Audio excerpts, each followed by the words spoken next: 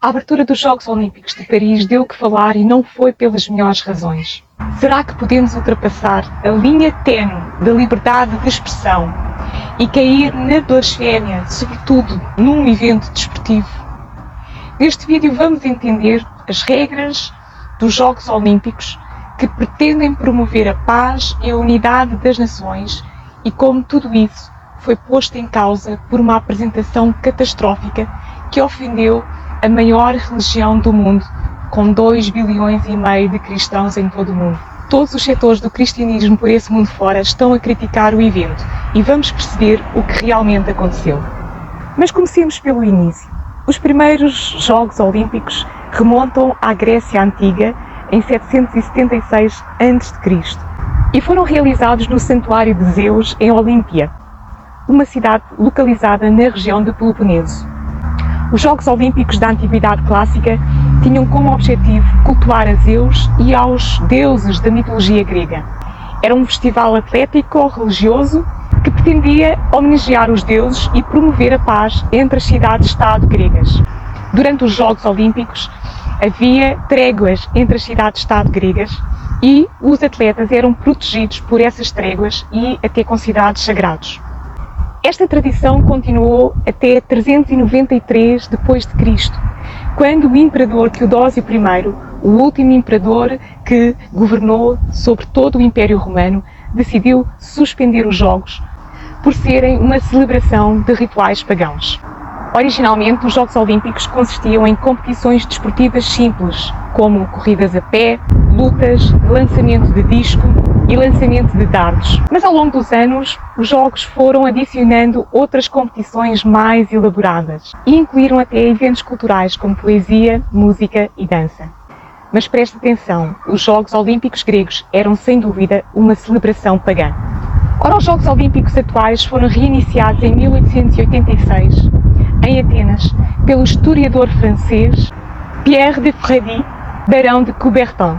Esta versão moderna dos Jogos segue os princípios da competição desportiva e busca promover a paz, a unidade e o respeito entre as nações. E é exatamente neste ponto que os Jogos Olímpicos de 2024 em Paris cometeram a gafe e a ofensa mundial, ostracizando as nações com um espetáculo deplorável de mau gosto, advocando exatamente o contrário dos valores que a Carta Olímpica defende, e cito, princípios éticos universais numa sociedade pacífica e comprometida com a manutenção da dignidade humana. O show de 1,5 bilhão de euros chocou o mundo quando apresentou uma Maria Antonieta decapitada com sangue a jorrar pelas paredes dos edifícios, um cavalo mecânico horripilante a transportar a chama olímpica, que mais parecia um dos cavaleiros do Apocalipse, o deboche da bandeira olímpica hasteada de cabeça para baixo e, por fim, La Pièce de Résistance, um quadro vivo de drag queens,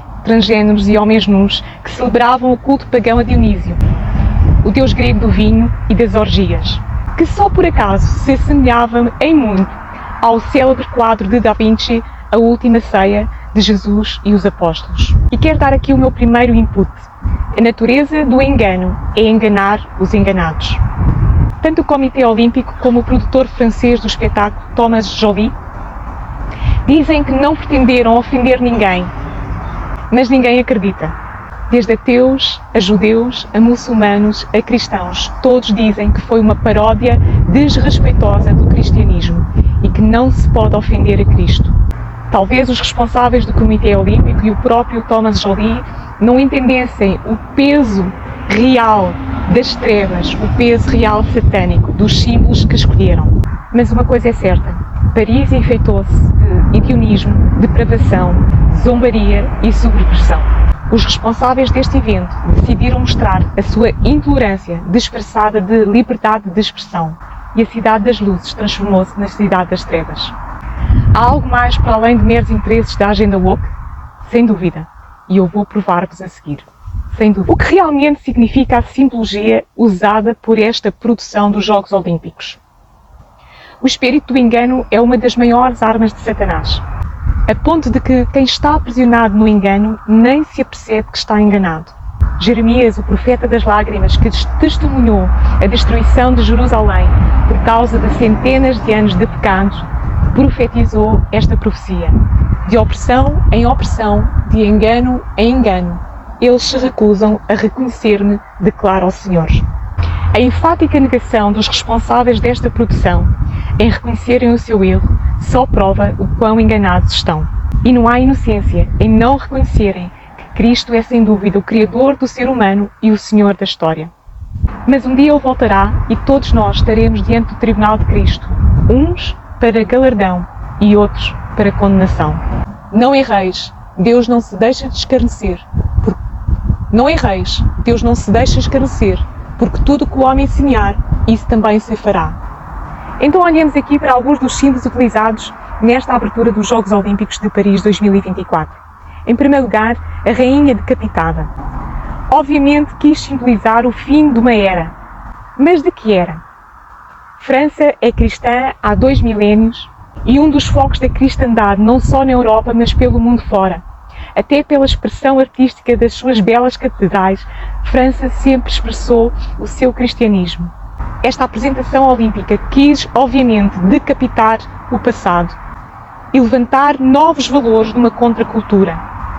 Uma cultura woke, uma cultura em que tudo é permitido, em que o hedonismo e o prazer pelo prazer deve ser celebrado, mesmo que choque os outros. Não foi por acaso que a banda heavy metal Gojira, que gritava Liberté, enquanto o cenário jorrava sangue pelas paredes dos edifícios, foi acusada de ritual satânico. Vejam o que o profeta Oséias disse: mas vocês plantaram a impiedade, colheram o mal e comeram o fruto do engano, visto que vocês têm confiado na sua própria força. O segundo símbolo, a bandeira hasteada de cabeça para baixo, simboliza o deboche e que o território foi tomado por um inimigo. Mas que inimigo é este?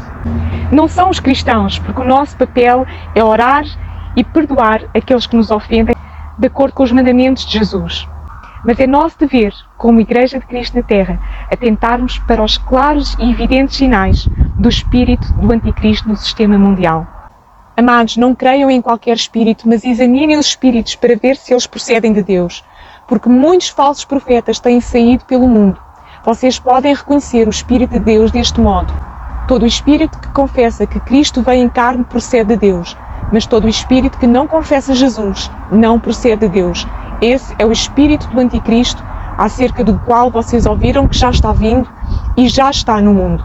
E nem vou entrar no cavalo mecânico que mais parecia um cavaleiro do Apocalipse. Todas as pessoas estão a comentar o quão aquele cavalo e o cavaleiro que transportava a bandeira fazia arrepiar e metia medo. Mas o último símbolo que eu quero abordar é o quadro vivo LGBTQI do culto a Dionísio e as insinuações à última ceia. Toda a gente no mundo inteiro está a dizer: com Cristo não se brinca.